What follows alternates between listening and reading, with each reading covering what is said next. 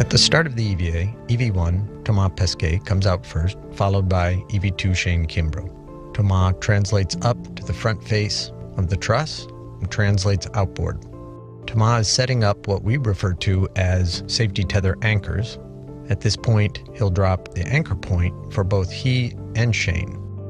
Shane will be retrieving an articulating portable foot restraint and putting his stowage bag onto it for translation outboard. Thomas makes his way out to the carrier that has the solar arrays stowed on it.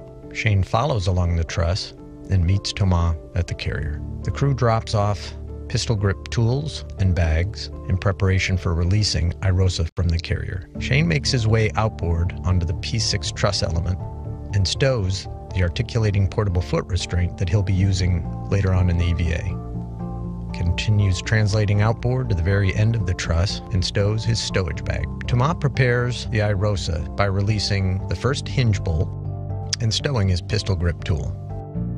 Thomas makes his way outboard and releases an anti-rotation device which keeps the primary bolt locked in place during launch loads.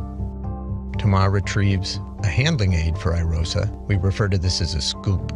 Meanwhile, Shane retrieves a crew lock bag and installs it on the lower support truss of the mod kit. He retrieves another scoop, another handling aid, and installs it on the mounting bracket of the mod kit.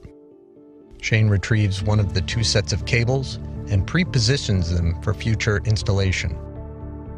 Shane retrieves his pistol grip tool and makes his way back inboard to join Thomas.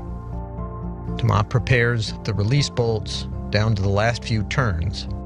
Thomas installs one of the handling aids and makes his way back around IROSA. He changes out his pistol grip tool and makes his way down to the crew and equipment translation aid, or CETA cart, and retrieves the foot restraint that he'll use on the end of the arm for his work with IROSA. He installs the foot restraint at the end of the arm, puts it in the right position, and ingresses the arm.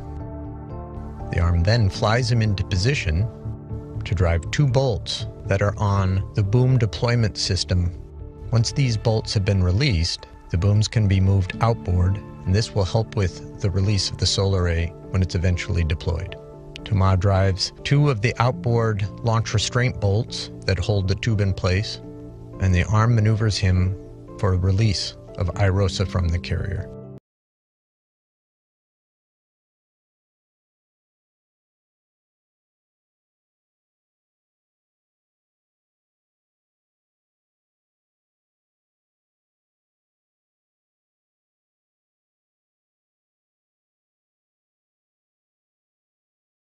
Shane makes his way over to the carrier and gets into position for release. Shane drives the last few turns on the release bolts, and now the IROSA solar array has been released from the flight support equipment. He installs a handling aid, and Thomas is able to slide IROSA off of the carrier and remove it. Meanwhile, Shane is keeping an eye on the whole system to make sure that IROSA does not come into contact with the RMS grapple fixture, and away Thomas goes with IROSA. Meanwhile, Shane gets off of the carrier and translates outboard. He'll stow Thomas' safety tether hook in preparation for when Thomas comes off of the arm, and he'll continue his path outboard. He stows his pistol grip tool, makes his way to his foot restraint, and ingresses. While he's getting into his foot restraint, Thomas is continuing his path, holding on to IROSA while the arm flies him as far outboard as it can reach. He hands off the IROSA to Shane. They swap tethers. Shane has control of IROSA and is left holding it, while Thomas goes back to his egress position. He gets out of the arm, changes his safety tether, and makes his way back to where Shane is holding IROSA. He then rotates Shane into position so that IROSA is handed off to the next point. Thomas ingresses his foot restraint and receives IROSA. Shane egresses his foot restraint, moves outboard, and gets into position to help Thomas install IROSA onto its final location on the mod kit.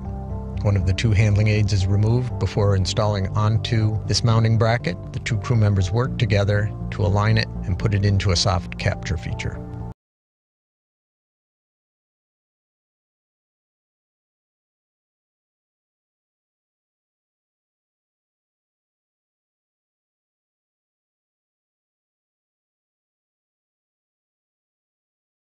The crew will do an inventory of all their tools and their hardware, and they'll start their path back to the airlock. On their way back, they'll stop at the carrier, pick up the last crew lock bag and the last pistol grip tool, and make their way inboard. When both crew members are back at the airlock, they'll retrieve a foot restraint that has been causing us problems and bring it inside the airlock to inspect. Shane will enter the airlock, followed by Thomas, and that ends the first EVA.